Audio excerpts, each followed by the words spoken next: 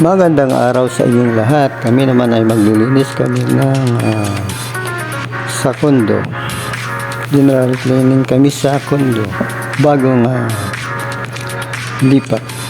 Kasi madumi talaga. Kailangan gamitan ng chemical na go-getter. Mga guys.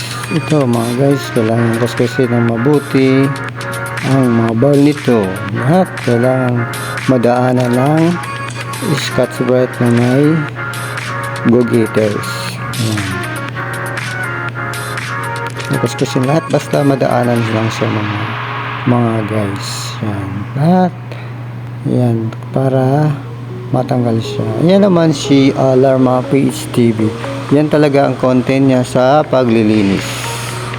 Lahat. Ginagawa niya lahat. Kahit saan. Kahit sa paglumalabas sila.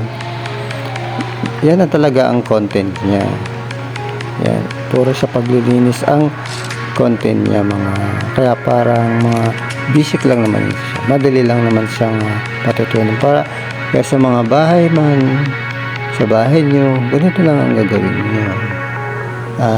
Lagi nyong lilinisin ang CR para maintain na iwas sa mga bacteria. Yan. Hugasan pagkatapos. Para lagi malinis. Kung wala naman go-getter, Sunrox, pwede na Sunrox, saka powder, saka Scotch Brite. Tapos pag may map naman, kailangan ba yan pang pantuyo siya sa kabasahan. Tapos pagkatapos ibababad yung map. At pag maputi na siya, saka man na lang siya ipapatuyo siya. Kailangan din dito may walis tingting. May tabo. Yan. Mga kagamitan sa CR. Mga guys. Yan. Sa kailangan sa CR, mayroon siyang timba. Isang timba. Kung ano naman siya, yung manang tubig sa taas, kailangan mayroon siyang drum. Pero pag hindi nawawala ang tubig, kahit isang timba lang, pwede na siya. Pero sa akin kasi, sa amin kasi madaling araw lang nakakaroon ng tubig, kaya ang ginagawa ko meron ako doon malaking drum na iniipon ko, pinupuno ko yon.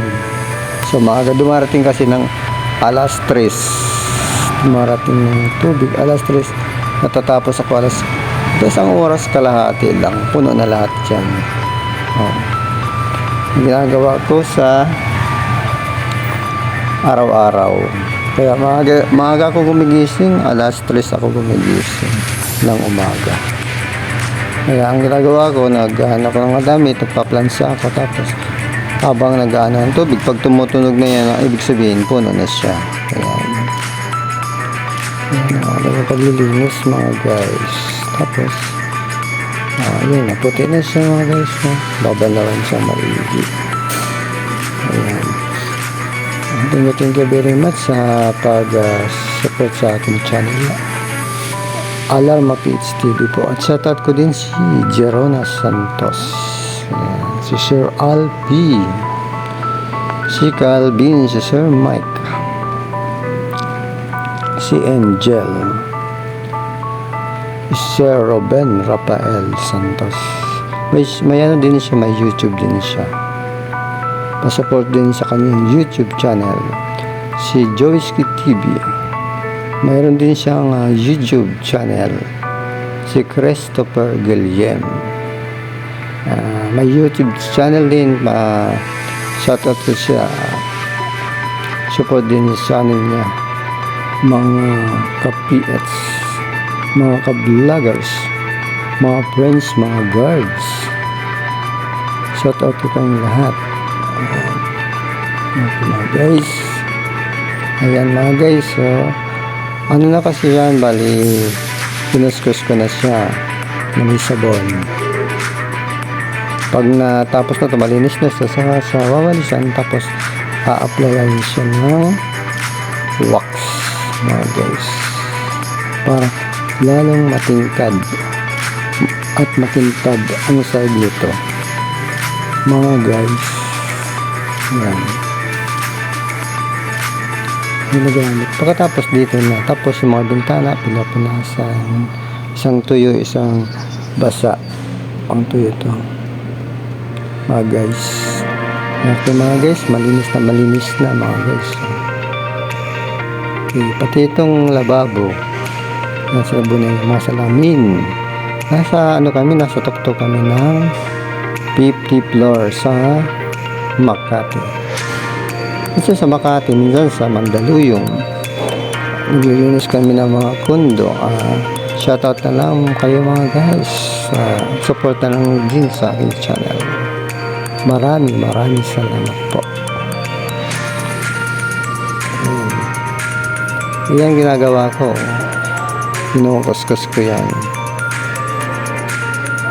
Sundrox. May powder. Kinukuskus ko yan. Magilid-gilid na yun. Kasi yung mga hindi kasi nabot ng polisher. Kinukuskus ko mga itim-itim na yan. Magilid. Ayan yung medyo maitim siya. Ayun mga guys. Tapos Scotch Brite lang kasi wag na yung mas sobrang gas pang saban lang siya. Tapos nasa na-polisher, kaya lang yung ibang naiwan, ang ginagawa namin, kinukuskus namin kasi hindi siya nakuha. Ginagawa namin sabon. Pero pag meron kayong mas maganda yung sinasabing strip off, maganda rin yun. Stripper, maganda rin yun pang kuskus. Pero kailangan nyo kasi magamit kayo ng glove pag gumagamit ng ganun, kasi maano sa kamay yan. Katulad ng strip off, napakatapang yan. Ito lang to, powder lang kasi to, pero okay lang naman to, parang hindi masyado na magagasgas yung side nito. Lang naman to, binil lang nakaano ito. Kaya lalo pag nilagyan ito ng wax, talagang maganda nakintab ito. Ayan, hapay talaga yan. Bilis lang. Ayan guys, lahat mano-mano na lang ginagawa namin kasi sayang magpapalisar ka pa hindi naman masyado ka talagang kadumihan, kasi napalisir na namin to, binalikan na lang namin mga guys. Ayan. Medyo rin siya, malawak-lawak din siya mga guys, malawak-lawak din. Ayan, parang lang naman, parang exercise na rin to, araw-araw mong ginagawa, masasanay na. Saka pag sanay ka talaga, yung katawan mo hindi sakitin. Saka isa pa, mabilis kumilos. Yan, di ba makikita mo sa ibang mga kumpanya, mabilis kumilos. Kailangan talaga mabilis ang kumilos. Yan, pasanayan. Ayos, kayan. Yan ang ginagawa ko. Kaya iba-ibang, minsan naman pag napupunta kami sa mga may mga dinadaan, kinukuha na ko din ng mga upload video, kasi para kahit pa paano makakuha tayo ng mga gandang views. Ayos ba mga guys, mga yes, ayos. Ayan, tsaga talaga natin sa panahon na kailangan tayo magtsaga, basta marangal ang ating trabaho. Na tayo maghanap pa ng bang kagandahan, sobrang gandang trabaho. Ang importante, mataas naman ang tamtama ang ating sinasahod. Saka kumpleto tayo sa beneficiary. Yan ang kagandahan dyan. Dapat nilin talaga. Pagdating natin, pag tumanda na tayo, mayroon tayong inaasahan. Papaano na nasa bahay lang tayo, hindi na tayo nakakakilos. Papaano, may darating tayong tayo sa katuparan na mayroon tayong sahod na kahit matanda na, may perang dumarating, ang tinatawag na pension. Pension. Kaya maraming salamat sa inyong lahat sa pagsuporta sa aking channel. Sana makatulong din ako sa balang araw. Kaya kayo lang naman talagang inaasahan ko. Lagi active sa akin sa pag-upload ng mga bagong video lalong gumaganda na ito habang tumatagal, mga guys. Kasi habang tumatagal na natututo ko na talaga kung paano siya gawin.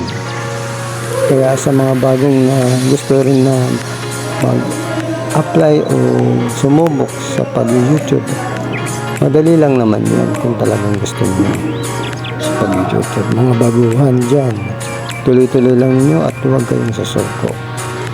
Yan.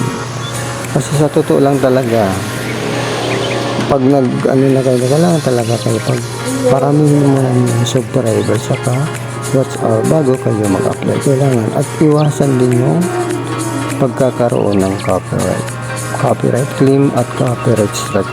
Kasi ang para mabilis ang pagmumonetize, kasi hindi kayo ma-upload pag meron kayong copyright. Upload lang kayo. Yan.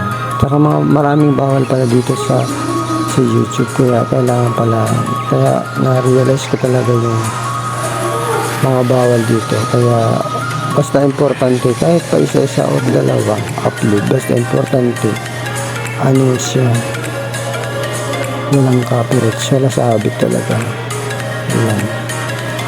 Kaya tuloy-tuloy lang tayo, laban lang tayo sa mga pagsubok sa buhay. Alam mo naman ngayon, sa panahon ngayon, wala nang pinipili ang buhay. Magbata man o may edad na, wala nang pinipili. Kaya kailangan tayo maging maingat tayo sa ating trabaho, sa ating pag-aalis, sa ating pagpasok. Kailangan tayo magdadasal tayo. Kailangan tayo sa mga tao, lagi tayo maging magalang, siyempre. Sa kanila, wala tayong yung kalitan o kagalit. Kailangan tayo maging masayahin. Kaya sana palain tayo ng Diyos, sana tumagal pa ang ating mga buhay.